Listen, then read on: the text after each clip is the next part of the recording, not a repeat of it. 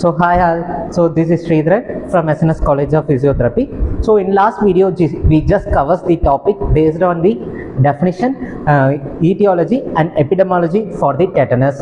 In this video we going to see elaborate on pathology, investigation, management and also prevention of the tetanus. So first we going to see about the pathology of the disease.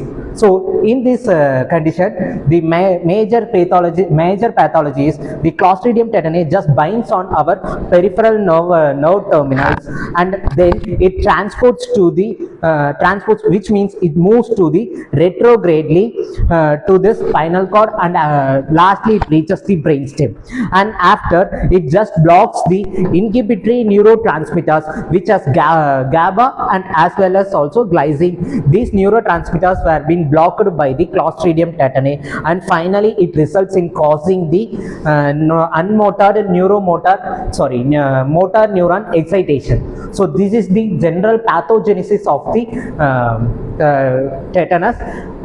tetanus disease.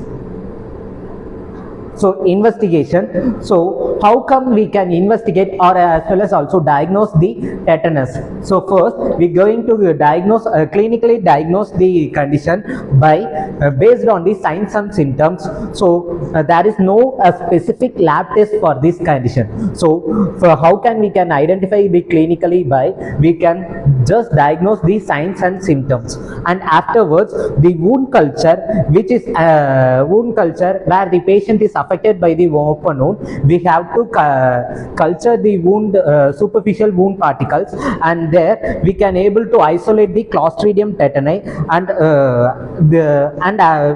while it going into a laboratory tests, we can identify the causating factors of the Clostridium tetani. And some of the differential diagnosis for this condition are maybe it can resembles like also as an meningitis and as well as also strychnine poisoning. So these are the some of the differential diagnosis which is correlated to the tetanus. And next we're going to see about how can we manage the tetanus causing the persons. So first we have to do wound debridement for the affected patients. So we have to debride the wound, open wound for which is caused for the patient, and then we have to go infuse them into an immunoglobulin. So in immunoglobulin infusion, it helps in reducing the toxins affecting for the tetanus patients, and then we going to prescribe the antibiotics. So these antibiotics helps to sterilize or kill the bacteria which is causing the tetanus, and then we have to give the muscle relaxants. So in last video we see that the tetanus causes the muscle rigidity. So the muscles are get stiffens. So reduce that stiffness, we have to prescribe the patients with the muscle relaxants. So these muscle relaxants can help to control the spasms and also helps to control the muscle rigidity. And finally we have to give them a supportive care. So like supportive care such as we have to supportively we have to give an airway clearance, and as well as we have to prescribe them in full nutrition supplements, and as well as also we have to eradicate the complications by prescribing the complications of affecting conditions. So these are the some of the management we have we already seen in the patients. So first we have to wound debridement, then we have to prescribe them an immunoglobulin, and then we have to prescribe them antibiotics, and then we have to prescribe them in muscle relaxants, and finally we have to give them a supportive care. So here finally we are going to see about how can we prevent the tetanus. So first we have to prescribe them an tetanus toxoid vaccine, so which is majorly and one of the vaccine which is included in the immunization schedule for the newborn babies.